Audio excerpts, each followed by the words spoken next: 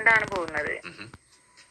പക്ഷെ ചെന്ന് കഴിഞ്ഞിട്ടും പിന്നെയാണ് ഓരോ പ്രശ്നങ്ങളും കാര്യങ്ങളും ഒക്കെ ഉണ്ടായി. പിന്നെ നമ്മൾ മനുഷ്യരെ അല്ല എന്നുള്ള രീതിയാണ്. പറയുമ്പോ ഒരു ഹിന്ദു പെൺകുട്ടി ഒരിക്കലും ഒരു മുസ്ലിം ആയ ഒരാളെ പ്രണയിക്കരുതെന്നാണോ പറയുന്നത്?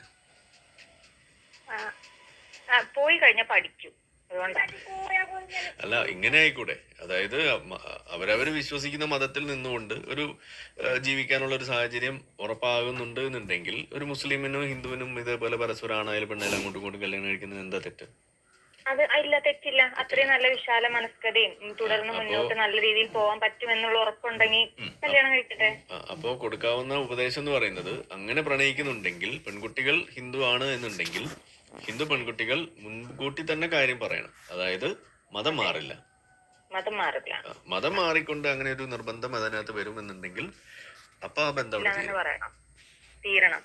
അത് മാത്രല്ല, കുട്ടികൾ ആദ്യം വിദ്യാഭ്യാസം, ജോലി, ഇതിനൊക്കെ കൂടുതൽ പ്രയോറിറ്റി കൊടുക്കുക. ഈ പ്രണയത്തിനും വിവാഹത്തിനും ഒന്നും അല്ലാണ്ട് കൂടുതൽ ജോലി, പിന്നെ വിദ്യാഭ്യാസം, ഇതിനൊക്കെ ഒരു ഇൻകം, എപ്പോഴും നമുക്കൊരു ഇൻകം വേണം. അല്ലാണ്ട് കെട്ടിയെ നോക്കും എന്നുള്ള രീതിയിൽ പോവുകയും ചെയ്യരുത്. പിന്നെ ഈ മതം മാറും, ഏത് മതസ്ഥരായാലും മതം മാറാതെ നല്ല രീതിയിൽ മുന്നോട്ട് പോകാൻ പറ്റുമെന്നുണ്ടെങ്കിൽ മാത്രം അങ്ങനെ കല്യാണം കഴിക്കുക. ഇന്റർകാസ്റ്റ് മാരേജ് അങ്ങനെ പോവുക. അല്ലാത്ത പക്ഷം വിവാഹത്തോടെ തന്നെ എനിക്ക് വലിയ താല്പര്യമൊന്നുമില്ല. ഒറ്റയ്ക്ക് ജീവിക്കാൻ പറ്റുന്ന കാലത്തോടെ ഒറ്റയ്ക്ക് ജീവിക്കുക.